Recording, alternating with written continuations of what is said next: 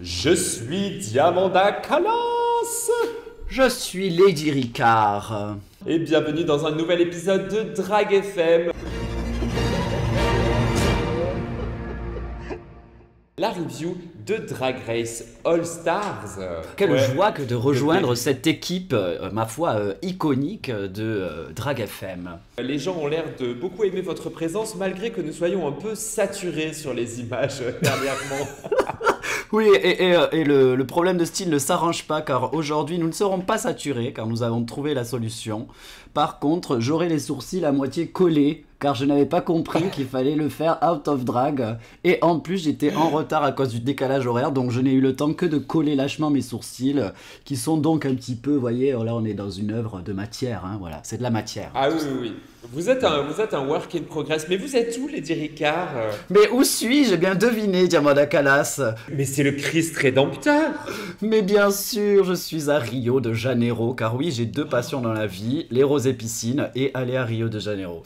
Et moi, je suis dans mon appartement tout vide qui résonne comme si on était à Saint-Eustache. Donc, tu vois, entre le Christ Rédempteur et Saint-Eustache, on est dans une dynamique christique aujourd'hui dans Nous Drag FM. sommes, voilà, ça nous changera de la dynamique aviaire, parce qu'on en avait un peu marre. C'est pas n'importe quel épisode, c'est l'épisode du Snatch Game. C'est un épisode qu'on attendait très fort. Hein. Oui, on adore le Snatch Game, en plus nous qui ne sommes pas les dernières hein, à rigoler, j'adore rire. Je suis une grande rieuse, vous aussi. Par contre, est-ce qu'on va rire beaucoup? Telle est la question. Lady Ricard, qu'est-ce qui s'est passé la semaine dernière? On va se faire un petit rafraîchissement de la mémoire pour les personnes qui ne regardent que Drag FM et pas Drag Race. Eh bien, ma foi, un bol tout en intensité, avec des looks absolument incroyables qui s'est soldé par une élimination de Magnetica. Une étoile cesse de briller pendant qu'une autre brille. Je ne me souviens plus ce que dit Nicky Doll au moment de l'élimination, mais effectivement, Certainement. Magnetica a quitté l'émission après nous avoir donné quand même des looks assez impressionnants dans ce bol de 30 looks qui était, ma foi, fort long. Moi, je trouve Ah ben, que le bol, il c'était long. devrait le faire quand il reste 6 personnes, parce qu'à 10, Mais- là, ça va. On est là pour 1h14 et 18 secondes de fun. Je dis ça parce que j'ai France TV ouvert devant moi. Frange TV. Demi-moule. Ouais. Oui, c'est vrai. Tout ce qui est fruits de mer, hein, étant collègue de Charlie Vaud, Mais- tout ça vous plaît, Diamanda. Ouais, mais c'est estival en fait. Hier, j'ai mangé une assiette de couteau. Ah, ça Euh, m'écoeure. Oh mon Dieu, quelle horreur. Ah ouais? Pourquoi vous aimez pas ça? Moi, j'aime aucun fruit de mer, mais j'aime ça les couteaux. Vous aimez ça les couteaux, mais je trouve ça à la fois aiguisé et visqueux. Je sais pas, c'est trop, on dirait des cœurs de palmier industriels, mais en même temps c'est naturel. Je sais pas, ça m'angoisse. Il y a un truc qui est pas clair avec les couteaux. Nos queens reviennent après Ah bah le oui, bal. oui. Et là, elles sont tout feu tout flamme. Hein. Elles débarquent. Moi, je suis jamais arrivé un lundi matin au boulot dans cet état. Là, c'est waouh! On arrive. Alors non, elles sont toutes en train de rentrer en traînant des pieds dans leur costume. Mais oui, parce que elles sont toutes en train de traîner des pattes. Elles sont vraiment dépitées. Elles ont l'air extrêmement tristes d'avoir perdu Magnetica. Voilà. Oui, bah avant évidemment le lendemain vient la veille et il y a donc oui il y a donc cette after ball qui est quand même on se reconnaît quand même hein, dans cet état absolument de lessivage total post-drag hein, on a tout donné. Ah oui, on s'assoit, on s'allonge. De très belles odalisques dans ce passage, hein, notamment Ellipse nous fait une belle rose du Titanic ajacée sur ce sofa, c'est absolument touchant. Non mais moi je trouve ça toujours intéressant parce que c'est quand même le moment où les queens reviennent dans leur état quasi civil, c'est-à-dire que là les corsets corsettent, les talons talonnent, le maquillage maquille, il y en a marre. Et donc tout le monde commence tendrement à se rapprocher de sa personne civile pour vraiment quitter le personnage. Là on n'est plus qu'à une Oui. lingette démaquillante de redevenir soi quoi. L'artiste a révélé derrière le ripolin, Diamanda. Et c'est dans cette antichambre qu'on va questionner Cam sur qui est-ce qu'elle aurait éliminé si elle avait gagné. De toute façon, elle n'a vraiment pas gagné. Je trouve que là, elle nous sert un jeu d'actrice qu'elle aurait dû mettre en place pendant le lip sync. Je crois qu'elle voulait semer un peu le doute. Elle veut faire de la bonne télé. Elle veut nous donner ce qu'on attend quand même, Cam. Oui. Tout le monde s'en tire bien, personne n'a envie d'éliminer Soa. Soa est reconnaissante et visiblement contente de la façon dont tout cela a été dit, du courage aussi de Ellipse qui n'a pas peur de mentionner le fait que c'est soit sa sœur. Cette sororité drague nous touche et nous fait plaisir, Ouais. Diamanda Kalash. Écoute, ouais, moi ça me fait plaisir et en même temps je me dis que dans leur situation, tu vois, si c'était toi et moi, bah, je te jetterais sous le bus, hein, comme je le disais la semaine dernière. Espèce de pauvre conne, vous allez voir ce que vous allez Mais- voir quand je rentre à Paris, je vais vous attraper. Non mais je me demande si quelle est la meilleure stratégie. Est-ce que tu élimines du coup une copine très proche en sachant que vu que vous êtes proches, elle ne t'en voudra pas? Ou est-ce que tu élimines une meuf que tu connais à peine mais qui potentiellement pourrait avoir du pouvoir dans le milieu? Et pourrait devenir ton pire ennemi et faire de ta vie un cauchemar. Vous m'élimineriez, dites-le. Non, non, non. Seulement si vous avez été très mauvaise. Ah là Ouais, là. j'aurais trop Eh hâte bien, de écoutez, faire ce nous- confessionnal où je dirais, écoute Ricard, je l'adore, mais elle a vraiment été à chier dans cet épisode. Ça arrive, hein, ça arrive de chier dans la colle. Ça arrive, Diamanda, ça arrive, c'est la vie. C'est l'art. Ça y est, c'est enfin lundi matin, tout le monde arrive avec un peps inégalable. Effectivement, on arrive au bureau dans un état d'euphorie absolument hystérico-locaux. Ça nous repulse après ce moment de déprime odalisque, Claude Monet sur les sofas. Là, on repart dans une énergie quand même beaucoup plus dynamique. Ça nous fait du bien, Diamanda. Ah ouais, les nymphéas, harmonie verte, ça va 5 minutes. Là, on a envie d'avoir de l'énergie. Elles ne sont plus que 9 après tout. 9 queens qui ne sont pas nous, qui sont plus belles, mieux maquillées, et plus talentueuses que nous et qui vont encore aujourd'hui mettre leur oui, titre regardez ça. en jeu. On veut de l'élimination, on veut du drama, Diamanda Kalas. Nous avons droit à un super Nikki message qui nous annonce que non, les All-Stars ne sont pas des stars, ce sont encore des artistes en devenir. Hein. De toute façon, c'est MAC Cosmetics qui nous l'a dit, les artistes sont encore Exactement. à révéler et ces artistes-là ne peuvent pas encore aspirer à rentrer dans le club de Nikki. Ah bah oui, si. Ça doit être sympa pour Misty Phoenix de s'entendre dire à chaque fois qu'elle dit un truc pas trop con que oh bah dis donc t'es vachement moins conne que ce qui n'y paraît. Il s'installe une espèce de mini bullying sur Mystique qui est censé être conne. Enfin, moi, je l'ai jamais vu comme ça. Je sais pas, je vois pas d'où ça vient cette histoire. Je pense que c'est l'accent du sud. Les gens se disent tout de suite Ah. que qu'on est conne. Nous sommes intelligentes, d'accord? C'est pas parce qu'on a l'accent du sud qu'on est bête. Mais c'est vrai, ça, c'est des connotations. C'est de la glottophobie, Diamanda, de la glottophobie. Nikki Doll arrive dans la workroom dans un costume jaune fluo. Il y a quelqu'un qui lui dit on vous adore en vert pistache. Je sais pas de quelle couleur elles sont tes pistaches, mais C'est pas du tout pistache, non mais là, daltonisme absolu. On sent la référence à RuPaul. Là, on est vraiment dans un look, le complet, unichrome. On est dans les sillons hein, de RuPaul. Voilà, les sillages, les sillons. Comment on dit, Diamanda? Vous qui êtes une femme de lettres. des sillages, je dirais. Annonce des deux jurés de la semaine. Nous aurons Noam Sinzo qui est super. J'adore. Et nous aurons Camille. Attends, c'est quoi son nom de famille? Alors, moi, j'ai pas compris. Parce que moi, j'ai pas vu Emily in Paris. Donc, j'ai pas compris si c'était elle, Emily in Paris, ou si c'était une autre actrice qui était dans Emily in Paris, Diamanda. Ah, Camille Razat. Non, c'est vraiment, c'est pas l'actrice principale. C'est une, Ah. c'est la cocu un peu de la série. Oh non, oh non. Je sais pas, j'ai pas vu la série. Mais moi, je me suis dit, tiens, c'est Emily in Paris, ce qui aurait fait sens quand même. Mais non, mais Elle a pas voulu. Mais vous regarde croyez cette série, c'est formidable. On nous annonce que ça y est, c'est l'heure du Snatch Game. Le Snatch Game, qu'est-ce que c'est, Lady Ricard? Dites-nous tout. Alors, comment expliquer le Snatch Game? Donc, le Snatch Game, c'est un jeu dans lequel chaque personnage, chaque drague incarne un personnage sur le principe un peu du transformisme, c'est-à-dire qu'on va vraiment imiter le personnage en question ou la personnage et essayer de faire rire le public en répondant à un certain nombre de questions connes. Voilà. C'est dur quand même. Je trouve que c'est une forme d'humour à l'américaine qui est assez difficile à recapter en français, surtout quand il y a eu les passages de la Florence Foresti avant, des Jérôme Commander, des Inconnus, etc. On a une expérience Des gens de Snatch droite, Game. quoi.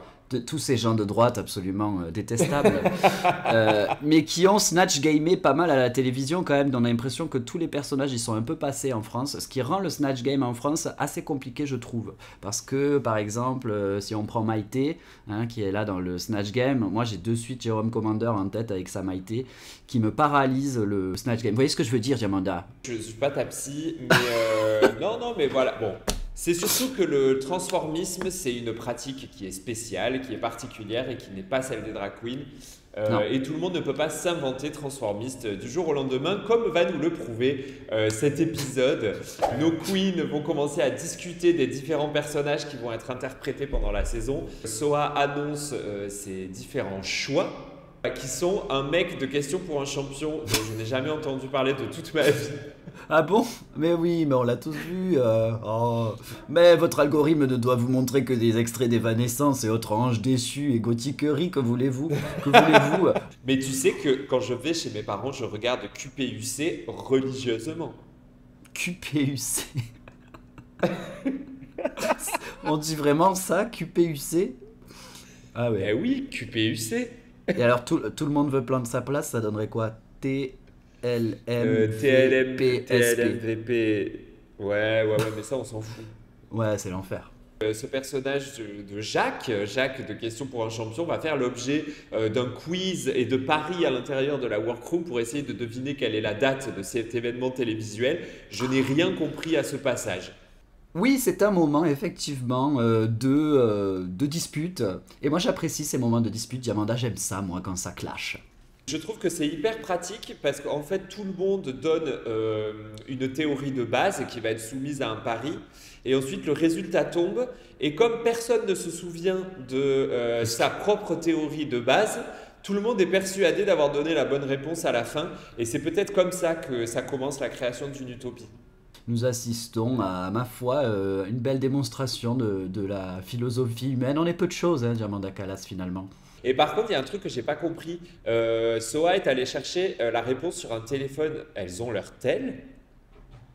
Eh ben, moi, je vois pas en quoi c'est un problème. Enfin, on n'est pas au lycée. Non, mais, c'est vrai que le droit du travail n'étant pas le même en France qu'ailleurs, c'est pas comme aux États-Unis ou même en Espagne, peut-être que Juridji nous en touchera deux mots, dans lequel tu n'as pas le droit d'avoir ton portable pendant tout le temps du tournage de l'émission. En France, tu as le droit de l'avoir, mais pas sur le plateau quand même. Je pense que tu peux demander à la production un moment pour checker, ou alors tout simplement un technicien à un téléphone ou quelque chose comme ça, vous voyez, on s'arrange. Enfin, nous, quand on avait fait les répètes des Jeux Olympiques, je me souviens qu'ils mettaient nos téléphones dans des petits sachets plastiques. C'est vachement dissuasif le petit paquet Albal. C'est comme quand ils te mettent une gommette sur ton téléphone quand tu rentres au Berghain pour pas que tu filmes les gens qui se... Exactement. Mais personne ne s'était... les répétitions des JO. C'était dommage, j'aurais bien aimé. Ça y est, c'est le début du Snatch Game. Le Snatch Game commence. Ce n'est pas un Snatch Game normal, c'est un Snatch Game sous ecstasy. C'est le Snatch Game en or, un Snatch Game qui rencontre une famille en or. Ça existe une famille en or en France ? Bah oui, ça n'existe pas une famille en or en France. Vous n'allez pas me renvoyer la même question quand je vous pose une question, c'est ridicule, on va aller nulle part avec ça. Mais écoutez, mais calmez-vous, enfin, vous êtes complètement hystérique, qu'est-ce que j'en sais, moi je regarde pas la télévision. Alors une famille en or, je ne sais pas si ça existe en France ou pas, Diamanda Calas. Comme moi je regarde que Nagui, vous savez, après le reste ça m'intéresse pas. Ah oui, je comprends. Bon, en tout cas, si ça existe, ce n'est pas présenté par Nagui. On récolte des informations par élimination. On fait des diagnostics, hein, finalement. Nous aussi, on est un peu les doctoresses de la télévision. Première famille, c'est la famille de Camille. Camille qui a dans sa famille Pounani qui interprète Louis XIV. Ouais, Louis XIV, un Louis XIV édenté, évidemment, hein, le thème de la dentition au XVIIe siècle étant vraiment compliqué, hein, Diamanda, donc c'est bien vu, c'est assez drôle, c'est rigolo. Louis XIV, tout en goguette, tout pimpant et tout frais, voilà. C'est vrai qu'il est pimpant. Ensuite, il y a Maïté, Maïté interprétée par la Big Bertha avec une prothèse de goitre qui est formidablement bien faite. On dirait pas Maïté, mais on dirait un personnage que j'adore. C'est qui qu'on dirait ? Mais je sais pas, je veux dire, je suis pas sûr de voir Maïté, mais je Ah oui, vois c'est ça. genre une vraie personne de qui j'ai envie de regarder 14 épisodes de striptease, tu vois.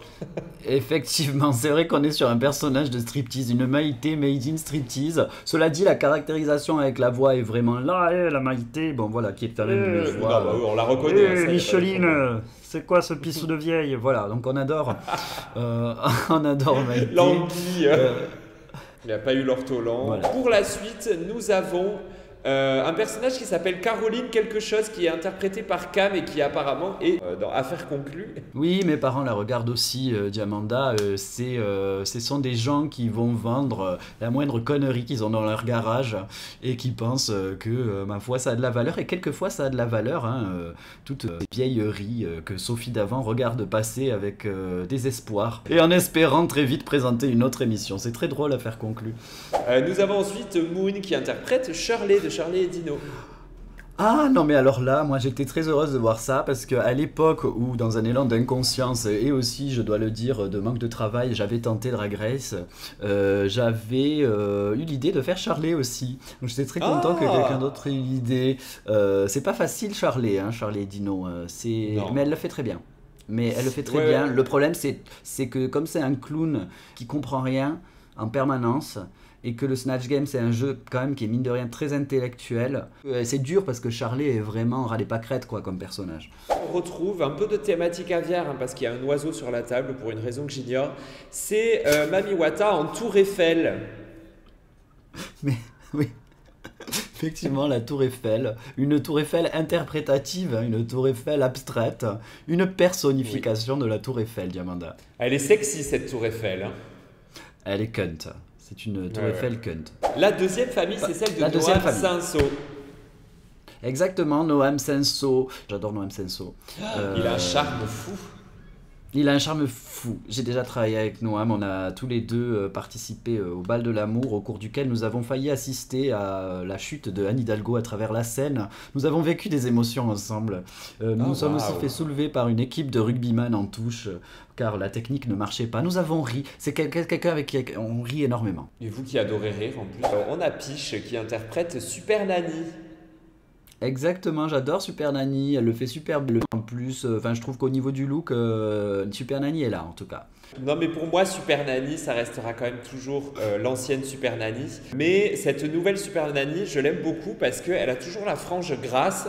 Et je trouve que quand tu es une super nanny qui engueule un enfant ou qui essaie de faire preuve d'autorité ou de connaissance par rapport aux parents et tout ça, et que tu expliques ça avec une frange très grasse, c'est comme engueuler quelqu'un avec un nez de clown. Il y a un truc qui marche pas. Moi, je serais complètement distrait par la frange grasse de la... Écoutez, de toute façon, Diamanda, moi, j'ai les sourcils collés, comme vous pouvez le voir. Donc là, en notion d'autorité, je comprends que c'est absolument différent. En plus, je n'ai pas d'autorité naturelle. Donc, que ce soit gras, que ce soit lavé. Mais je trouve aussi que l'ancienne Super Nanny avait plus d'autorité. Hein, je la trouvais plus... elle était peut-être mieux à caractériser. Mélanie Laurent qui est interprétée par Ellipse, une excellente Mélanie Laurent par Ellipse. Surtout, la ressemblance est frappante. Oui, la ressemblance est absolument frappante, ce qui n'est pas facile parce qu'on est sur, c'est quand même une perruque blonde, un thème assez daily, hein, voilà, c'est assez quotidien quand même. Donc c'est très subtil, on voit là l'art du maquillage à la Ellipse qui excelle y compris dans l'interprétation des personnages. De toute façon, elle est très forte en Snatch Game, Ellipse, hein, elle s'est réveillée dès le premier Snatch Game qu'elle a fait, c'était de la bombe. Oui, c'est vrai, je pense qu'elle doit être assez douée dans l'étude des personnages et j'ai l'impression que c'est quelqu'un qui a bien fait ses recherches. Et du coup, le Snatch Game, c'est un bon exercice pour ça. Donc, bravo Ellipse pour cette incarnation. Et Soa qui interprète donc Jacques de QPUC. Jacques de QPUC, quelle histoire! Quelle histoire! Elle reprend le principe de Felindra, hein, tête de tigre, soit elle va chercher ces personnages-là, des personnages qui ont pendant des années charrié à la télévision des visions racistes et elle les transforme en messages de pouvoir et en critique. Donc Soa a sa vision, son idée du Snatch Game qui est très intéressante, je trouve. Ouais, et excellent choix parce que Kiddy Smile ça aurait été probablement un four. c'est difficile. Qui dit smile, c'est quand même pas facile, ouais. Tu tomberais dans une caricature, forcément, il faut quand même un petit peu caricaturer. Ouais, mais après, elle a peut-être. Je pense qu'elle connaît assez les personnes pour pouvoir s'en sortir, y compris avec Lady Smile, je pense. Elle s'en sortirait, mais je me demande si c'est pas un peu quand même coton. Est-ce qu'elle tirerait pas du coup les ressorts humoristiques d'un niveau de connaissance de Kiddy Smile que le grand public n'a pas? Effectivement, oui. Il y aurait un piège de la private joke. Dorothée, qui est interprétée par Misty Phoenix avec un nez d'espadon. On la reconnaît très bien, c'est Dorothée. C'est Dorothée. On va développer mélange... évidemment en parlant un peu du Snatch Game, mais c'est crazy. C'est un mélange de Dorothée et de Cyrano de Bergerac, c'est fabuleux. Ah ben là, elle est à donf, elle est à 200 à l'heure, ouais. Elle est un peu hystéro à mon goût, mais bon, super, parce qu'il faut envoyer en énergie dans le Snatch Game. En plus, il n'y a pas de public, donc... Le Snatch Game va se dérouler, les questions vont être posées. Lady Ricard, qu'est-ce que vous retenez de génial de ce Snatch Game? Les points positifs de ce Snatch Game? Ce sont de vraies prises de risques, je trouve. Des personnages qui sont quand même pas simples, notamment Jacques, etc. Je retiens quand même Mélanie Laurent qui, moi, m'a absolument impressionné. Elle a choisi un super personnage parce que la problématique publique de Mélanie Laurent, c'est simplement qu'elle n'est pas humble. Et du coup, ce manque d'humilité, c'est une source de blagues hyper simple dans laquelle tu peux te vautrer pendant des heures. Évidemment, moi j'ai adoré le niveau d'énergie de Misty sur Dorothée. En fait, je crois qu'elle est arrivée avec un tas de trucs qu'elle avait l'intention de dire, mais ça n'avait pas l'air trop écrit, donc c'était vraiment super. C'est ça, contrairement à Cam qui visiblement est très bien préparé, mais manquait du coup de comédie et d'interprétation. On sentait qu'effectivement elle envoyait les punchlines dans un Snatch Game qui, ma foi, m'a l'air très très écrit, et où, comme je disais, il y a quand même une ambiance un peu spéciale due, je pense, au film, au tournage. Donc voilà, Cam ça n'est moins bien sorti pour sortir ses punchlines. Parce que c'était drôle au final, ces punchlines. Ouais, moi j'ai bien aimé. Louis XIV s'en est super bien sorti. C'est vrai que Pounani, elle a quand même elle a de l'esprit et de la rapidité. On aime bien quand ça fuse, comme ça. Et puis Louis XIV est quand même un personnage hyper drôle duquel on peut faire plein de choses. Je pense que ça aurait pu même être encore plus peut-être le rendre un peu plus cagole, le rendre un peu moins dans le créneau de ce qu'on attendait de Louis Croivet-Bâton. Enfin non, là c'est pas Croivet-Bâton, du coup c'est Louis Bâton V. Voilà, mais c'était quand même très drôle. Le Maïté de la Big Bertha qui était vraiment hyper cool, elle avait tout prévu, sa petite chanson. Bertha, elle a réussi à créer une ambiance, elle a réussi à créer un esprit de groupe dans sa famille. Ce qui est assez appréciable, voilà, par exemple, pour que Charlet, à ses côtés, se sente un peu inclus aussi, car elle était très bien faite, mais elle a eu plus de mal à comprendre les questions, mais je me reconnais complètement en elle, parce que je ne comprends jamais les questions. Oui, c'est vrai que vous êtes un peu conne, mais voilà. Alors, quels vont être du coup les car crash de ce Snatch Game? Alors oui, Camille Hughes, moi j'ai pas trouvé qu'elle était si horrible que ça, loin de là. Moi non plus. Moi j'ai trouvé qu'elle était déjà très bien caractérisée parce qu'elle était très bien faite, Diamanda.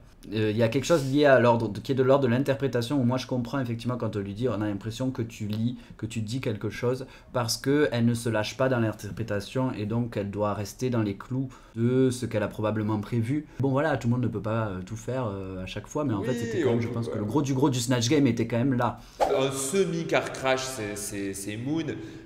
Moon qui était juste malheureusement pas très drôle. Il n'y avait pas énormément de blagues.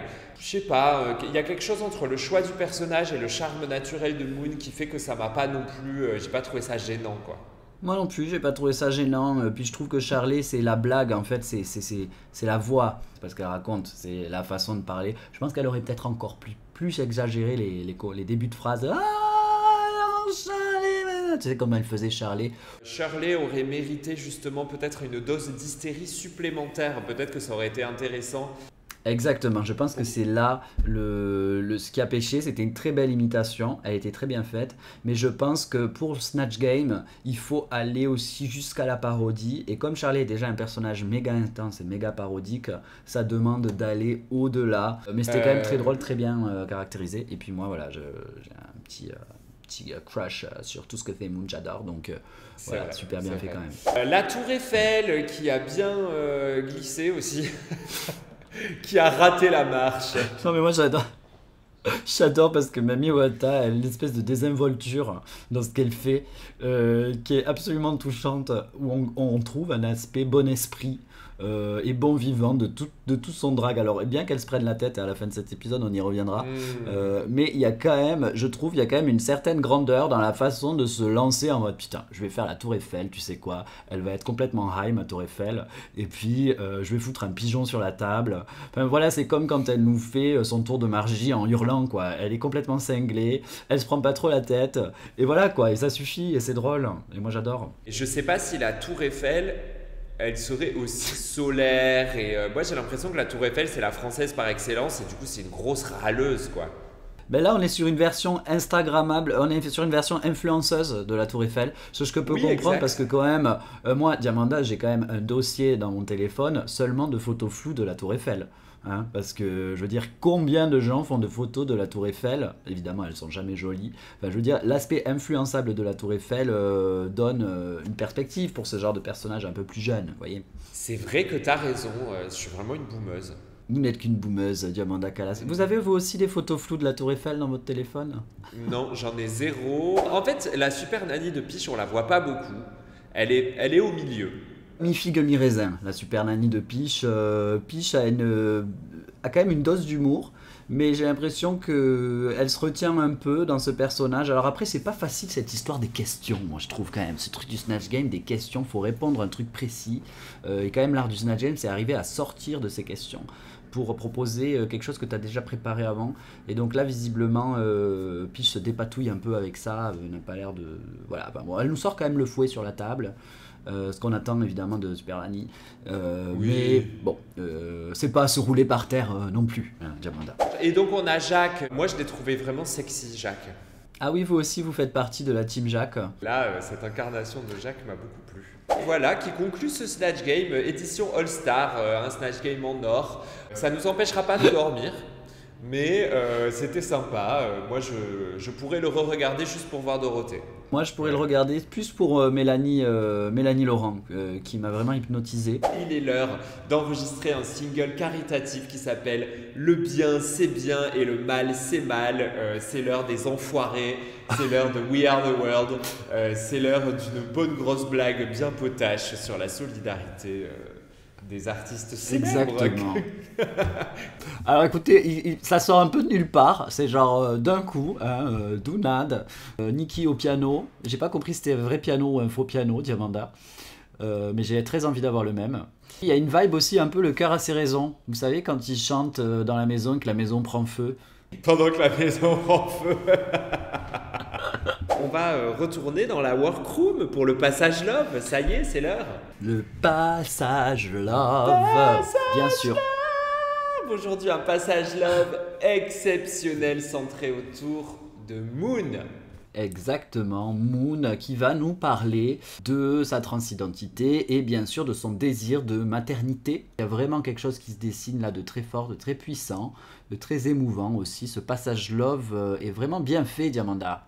Mais il est important ce passage love. Déjà, il nous explique qu'elle est amoureuse. Elle est en couple avec un homme trans qu'elle a rencontré, alors qu'elle performait. Une belle histoire d'amour dégenrée, comme dit Loa Mercury. Moi, ça me touche particulièrement puisque vous n'êtes pas sans savoir que je suis en couple avec une femme trans. Et voilà, je tiens à dire que voilà, être en couple avec une personne trans, c'est un des plus grands privilèges de ma vie. C'est vous savez, l'intelligence émotionnelle et le devoir de vérité dont il faut faire preuve pour avancer dans un parcours de transidentité, ça donne quand même des humains exceptionnels. Et c'est beau de pouvoir parler de ces choses-là à une heure de grande écoute. Donc bravo Moon de nous apporter ton histoire. Toujours. Ouais, Bravo Moon pour ce beau passage love et bravo aussi de lui donner un sens dans le runway qui viendra après. ouais. Là, on a vraiment l'artiste dans toute sa splendeur, c'est-à-dire je traverse quelque chose, je l'exprime, je le montre. C'est qu'elle vraiment, elle nous donne accès à toute son intériorité, à toute sa complexité. Et vraiment merci pour ça parce que c'est ce qu'on aime dans le drag, ce qu'on aime dans l'art de manière générale. Exactement. Payer les dolls. Payer les dolls. Payer les Payer les dolls. dolls. Et ça y est, c'est l'heure du runway. Et pour ce runway, nous avons rendez-vous tout de suite avec notre invité exceptionnel. Eh bien, ça y est, c'est l'heure de notre segment préféré, l'analyse runwayienne. Et nous serons, comme toutes les semaines, en présence de Jury J. Derkly. C'est un plaisir de travailler avec vous aujourd'hui. Je fais un petit hommage à Mami Wata avec sa cravate tendance été 2025. On adore ça. C'est grâce à la présence de Oui. notre oracle de la mode que nous allons commencer cette critique du runway, à commencer par Nikki Doll qui est habillée en rouleau de En papier d'alu géant, mais grand luxe. Très chic, très classe. Pour moi, c'est un peu une redite. J'ai l'impression que j'ai déjà vu Nikki dans ce genre de look, mais bon, elle est magnifique. Voilà. Oui, c'est très Reine des Neiges Realness, hein. On est vraiment dans la princesse. Jeffrey Dameuse, hein, voilà, comme disait Diamanda Calas. Jeffrey Dahmer. Non, mais moi, je pense que c'est le rôle de la host de Drag Race de proposer quelque chose de classique, intemporel, beau. Si elle commence à arriver avec une folle créativité à tous les épisodes, elle va empiéter sur son statut de légende. La créativité, on l'attend de la part des participantes. Et il va C'est y en avoir de ça. la créativité cette semaine, n'est-ce pas, Ah Juridique? bah, Beaucoup. Alors, je trouve que c'est une très belle semaine niveau look. Grande diversité stylistique. J'adore ça. T'es Ah oui, gonflé. le thème, c'est tu me gonfles, c'est Non, ça? c'est tu me pompes l'air. Mais tu me gonfles, ça serait pas mal. le thème, c'est gonflé. C'est gonflé. Bah voilà, autant pour moi. Alors, on imagine que ce runway va devoir avoir une composante gonflable, telle une bouée estivale. Est-ce que ça va être un runway estival, à votre avis, Jérôme Darky? Eh bien, surprise, j'ai envie de dire, mais je pense que non, pas spécialement. Voilà. Laissons planer le Alors, doute. alors, qui est la première à passer sur ce runway? La première, nous avons Moon, qui nous fait un clin d'œil à Alexander McQueen. Alors, j'ai beaucoup aimé ce look. Nous avons une femme trans qui est enceinte. Voilà, c'est un très beau message. Il y a de la poésie. Le seul bémol pour moi, ce serait la headpiece. Je pense que les cornes auraient pu être encore plus imposantes et plus grandes, vu que la traîne est immense et que la robe est très imposante. J'aurais aimé une sorte de version XXL des cornes. En même temps, le message est si beau que bon, ben, tu te fais éclipser par Moon et sa poésie. Et donc oui, ben, moi, c'est un sujet qui me touche directement.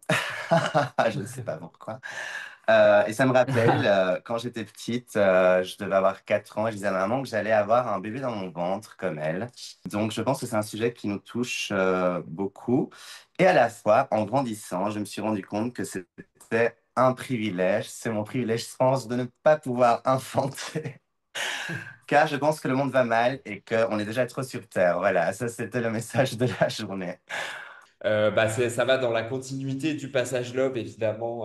C'est le message qu'elle fait passer dans cet épisode. Au-delà de Oui. l'aspect émotionnel de ce look-là, très très belle exécution, ce ventre très beau. Je trouve que c'est un sans faute. Et quand tu regardes Oui, le maquillage de Moon, c'est un délire total. Les yeux blancs neige comme ça, c'est dur à faire.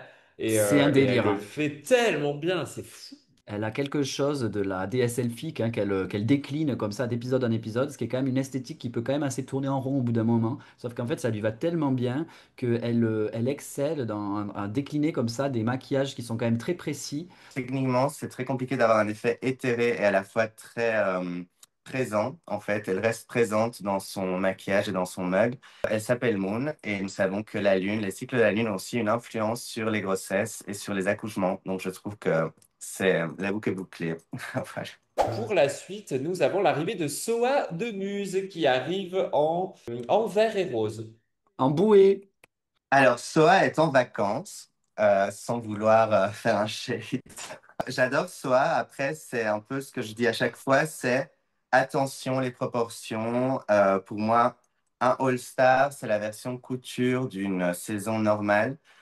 Donc, ce look, pour moi, est un peu trop prêt-à-porter. J'aurais pu être beaucoup plus imposant, comme quand Moon arrive avec son énorme traîne, les cornes, tu vois, ça prend de l'espace. Et je pense que c'est un peu ce qu'on attend d'un All-Star. Donc, pour moi, même si j'adore le code couleur, même si je la trouve très choupinette, c'était un peu trop Un peu trop simple, simple disons. pour vous. Oui, c'est Voilà. vrai qu'il y a quelque chose d'un peu Ouais. homemade dans ce look. Oui, tout à fait. Alors, je trouve que ce look-là, il déchirerait en club. Par contre, elle est très belle, hein. Ce maquillage est très beau. Ses cheveux, ça lui va très bien. Elle est pimpante et pleine de peps. Soa excelle dans quelque chose de l'ordre du daily. Elle est en train de, hein, on la voit là en ce moment aller vers des looks qui sont un peu plus quotidiens, ce qui effectivement, comme dit Rudy, ne combine pas trop avec l'idée d'un All Stars. Mais je trouve que c'est une proposition intéressante, en tout cas dans son cas, d'atteindre de la fascination, mais en sortant du postiche et du factice.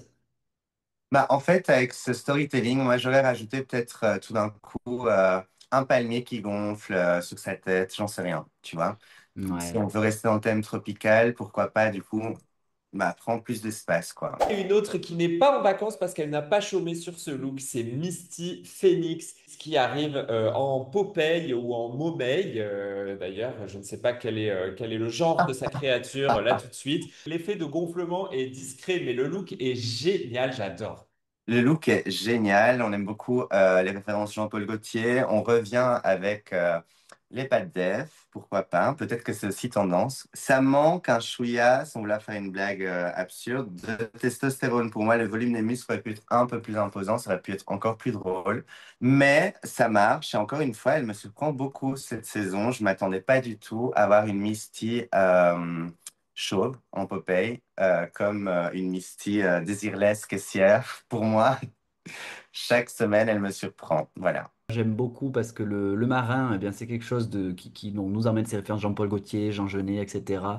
Quelque chose qui est déjà un peu à la croisée des genres. Bien que effectivement, ça crée une silhouette qui soit, ma foi, assez étrange, mais ça va être le thème du runway, hein, parce qu'après, on a Obélix qui arrive et qui, en termes de silhouette, nous Oui, envoie c'est quand même, vrai. nous mindfuck pas mal aussi. On remarque qu'elle a dû porter un bolt cap pour pouvoir être chauve et que c'est hyper difficile à poser et qu'il est posé d'une façon absolument parfaite. Par contre, est-ce que on n'en a pas un peu marre que à chaque fois qu'il y a de la mode de runway qui est citée, là, c'est toujours Gautier ou Mugler.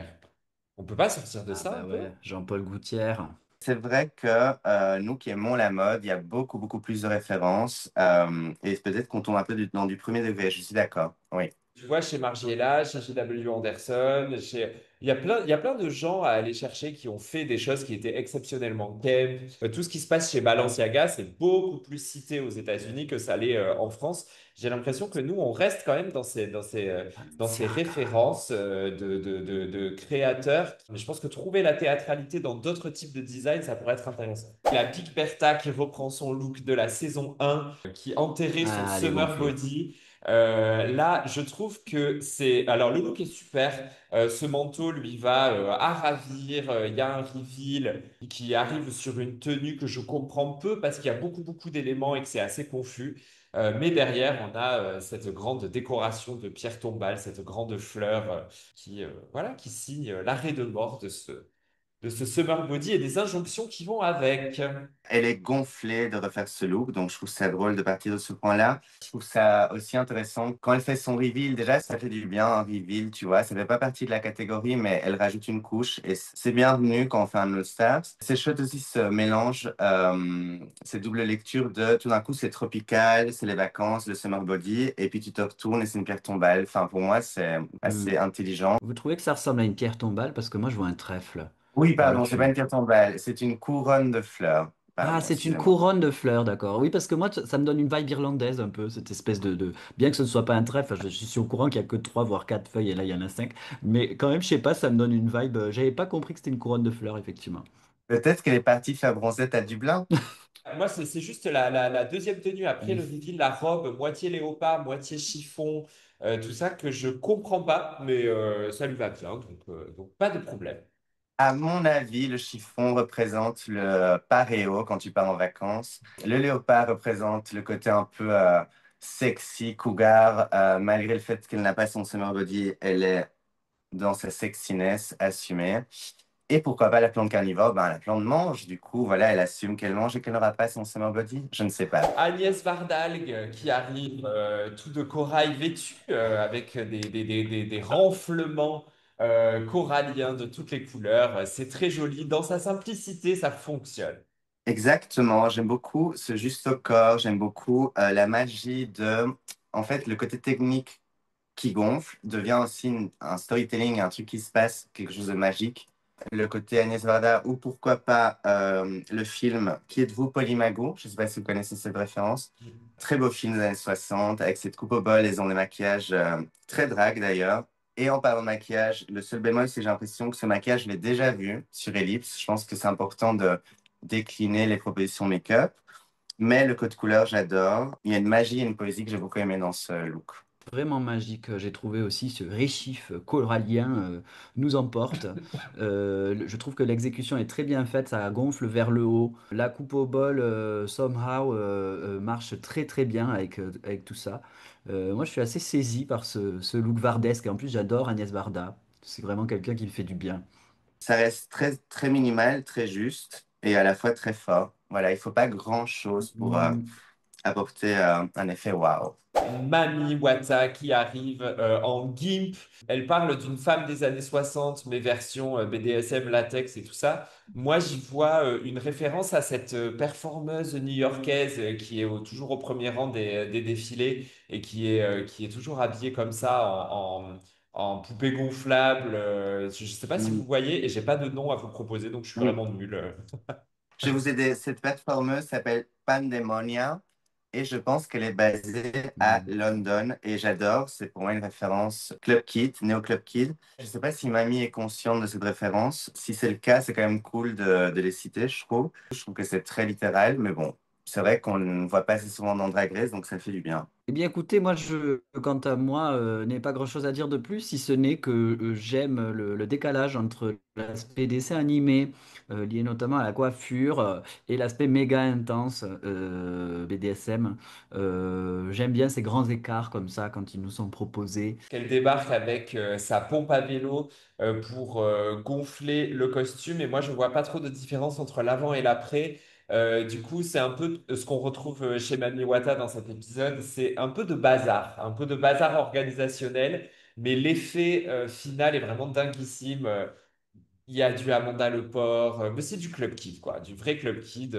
Et je trouve Mm. que c'est C'est du toujours club bien de kid. le voir sur cette scène, les Club Kids.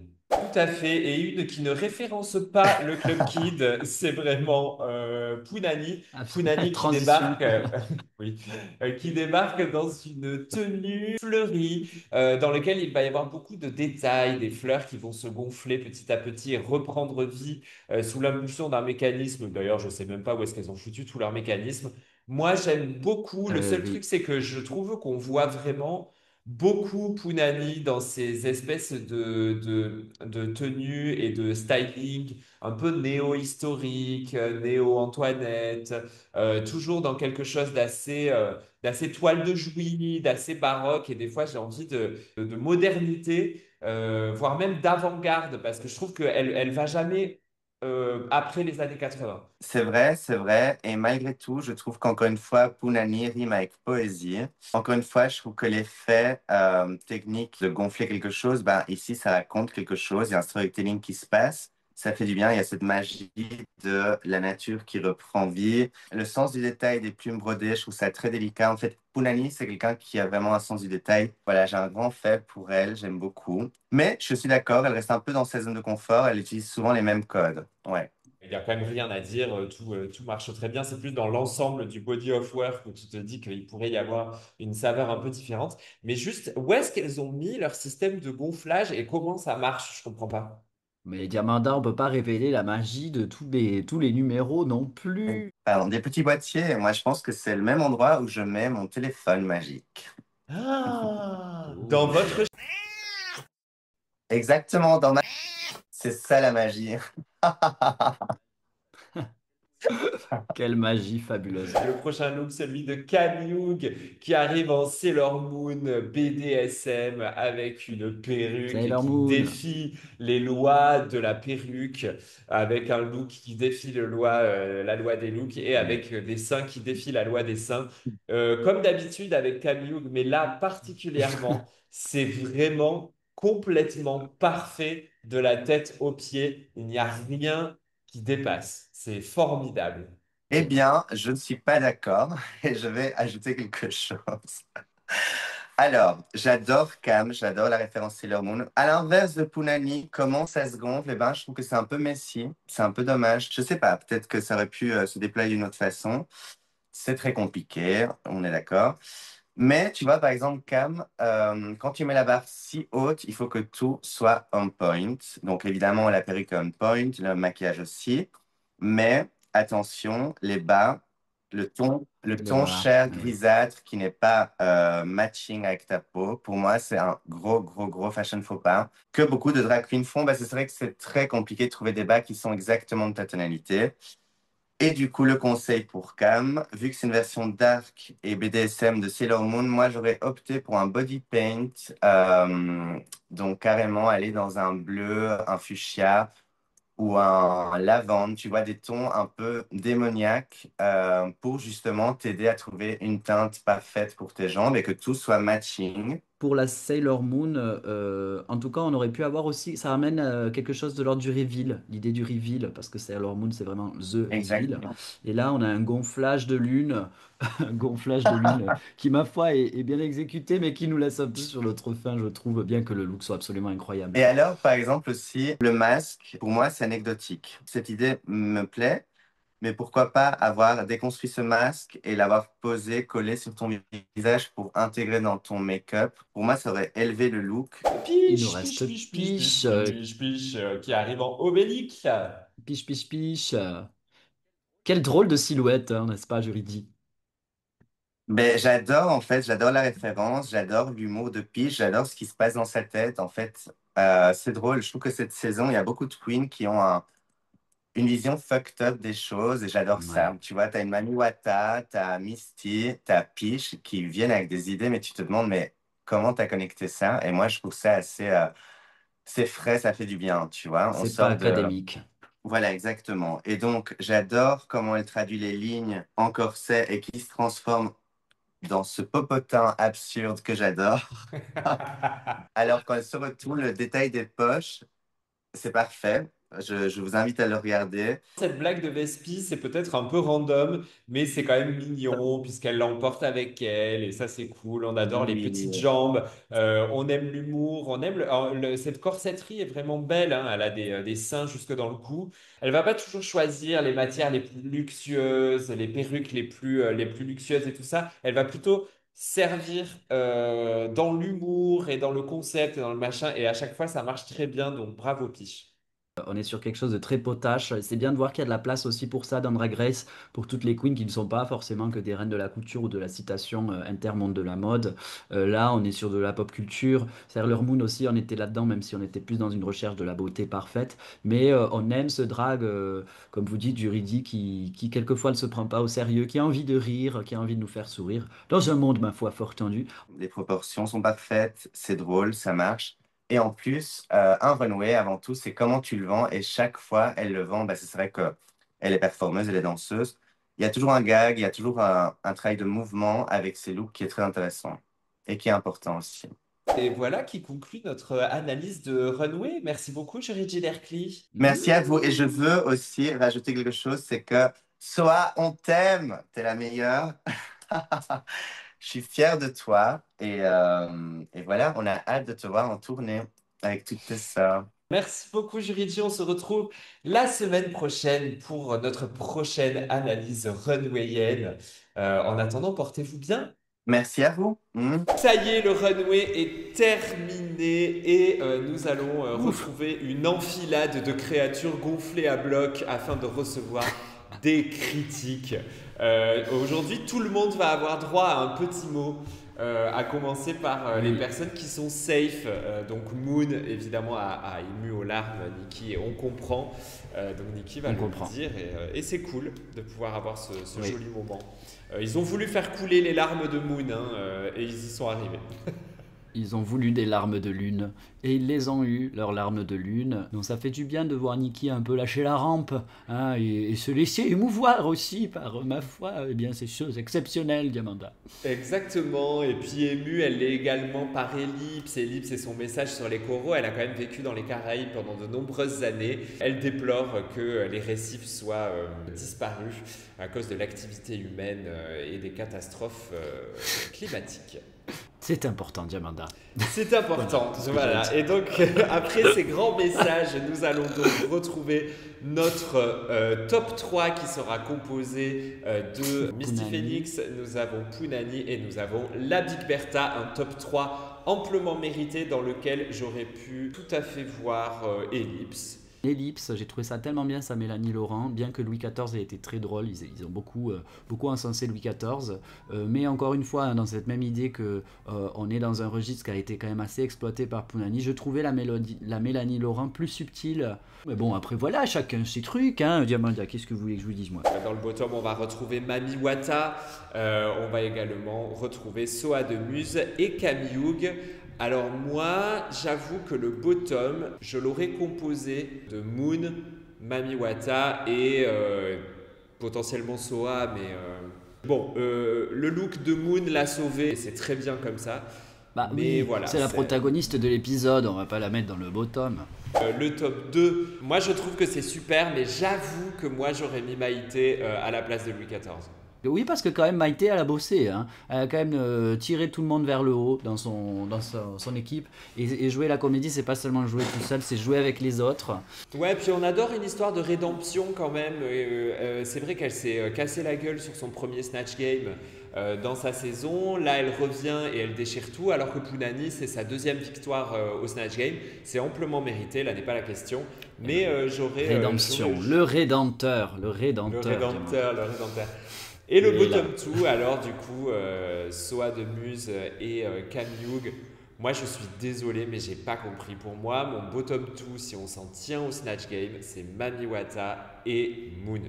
Oui, effectivement, je suis d'accord avec vous. Mais bon, c'est bien de voir aussi que même si le Snatch Game pèse, il ne définit pas tout dans le sens où le runway peut te sauver. Je trouve que Soa, elle a quand même elle a pris un risque, elle a raconté quelque chose. Moi, je la trouvais très drôle. Et Camille, j'ai trouvé qu'elle s'en était très bien tirée aussi. Donc, c'est difficile de savoir laquelle des deux mettre dans le bottom. Mais moi, j'aurais quand même mis Mami Wata, qui a fait une proposition qui était trop hasardeuse, trop bordélique, même si c'était charmant comme d'habitude avec Mami Wata. Moi, comme je dis, j'aime, même si cette tour Eiffel était un peu abstraite, j'aime la connerie, c'est-à-dire qu'il y a vraiment un truc de la pure connerie, et ça j'aime beaucoup, c'est assez gratuit, c'est assez généreux. On a quand même un moment de drama qui se produit, la Diamanda Callas avec Mami Wata qui nous craque un peu, hein, qui a son petit moment de craquage. Elle tient la barque depuis le début de l'émission, là, donc je pense que ça la déstabilise un peu. Piche, c'est également la même chose. Hein. Piche, elle craque un peu. Ouais. Je la trouve solitaire, Piche. Je me demande si elle n'est pas très dans sa tête. Oui, elle est très dans sa tête, ce qui aussi a l'air d'être le cas de Soa. Hein, qui a l'air un peu dans sa tête, ou du moins je dirais pas dedans, quand on dit je suis pas dedans. Mais ça c'est toujours des thèmes d'une grande difficulté, parce que entre ce qu'on imagine de ce qu'on fait vraiment, ce qu'en pensent les autres, il y a des fois Diamanda une marche, voire plusieurs marches, voire un toboggan entier à franchir. Pendant les discussions pour savoir qui pourrait être éliminé, Soa, elle lâche un peu l'affaire. Elle lâche un peu l'affaire. Elle est dedans, à la fois elle est pleinement dedans. Elle a décidé de prendre l'émission comme un troisième défi, jamais 203 comme elle dit. Mais on sent qu'il y a une certaine lassitude. Elle est cramax, elle en a marre qu'on lui dise. Elle en a plein le cul. Elle en a plein le cul, disons-le. Elle en a plein le cul, c'est une légende. Et puis elle est dans une recherche aujourd'hui qui est beaucoup plus contemporaine que ce que proposait Drag Race. Donc ok, c'est en même temps je comprends parce que c'est une super plateforme et soit c'est une militante, donc elle veut faire passer la parole, elle veut militer à une heure de grande écoute, et ça c'est super. Et en même temps personnellement, au sens que du point de vue de l'artiste qu'elle est et qu'elle est devenue et de la légende qu'elle est, l'aspect jugement, etc., y compris la relation avec Nicki, qui bon c'est un truc qu'elle a un peu déjà fait, là, elle a déjà vu et elle est dans autre chose, elle est pas dedans comme elle dit, et ça on peut le reprocher à personne, surtout qu'elle est en train d'atteindre des seuils de drague qui sont hyper intéressants, son aspect plus daily, etc., mais sauf que c'est moins télévisuel forcément. C'est l'heure du lip sync, le lip sync qui se fera sur Discotheca du groupe Ascendant Vierge. Moi je trouve que Ascendant Vierge c'est super, mais par contre pour un lip sync c'est nul. Oh là là, c'est quand même, ils sont pas sympas, hein, parce que là c'est compliqué, ça va dans tous les sens cette chanson. D'ailleurs, on a le même problème de la danse interprétative, hein, comme la semaine dernière, d'un côté avec Punani qui nous fait la chrysalide un peu, hein, encore une fois. Et Misty, bon après j'ai trouvé Misty Phoenix et la rente. On dirait une personne qui danse comme si personne l'a regardée. Elle fait n'importe quoi. Ouais, à un moment, elle te fait un tapage de pied. T'as l'impression qu'elle joue des cuillères, tu sais. Elle est super. Elle est super drôle. La victoire de Misty Phoenix qui va nous révéler la personne éliminée. Et la personne éliminée sera donc Soa de Muse. En même temps, elle l'avait demandé. Voilà, elle avait demandé sans le demander. Soa a dit cette très belle phrase, on se revoit au cabaret. Il y a un beau moment d'adieu avec Soa. On est tous très fiers de ce que Soa nous a emmené. On est tous très fiers de ce que Soa a apporté et de son combat. Et on a très envie de la voir sur scène partout.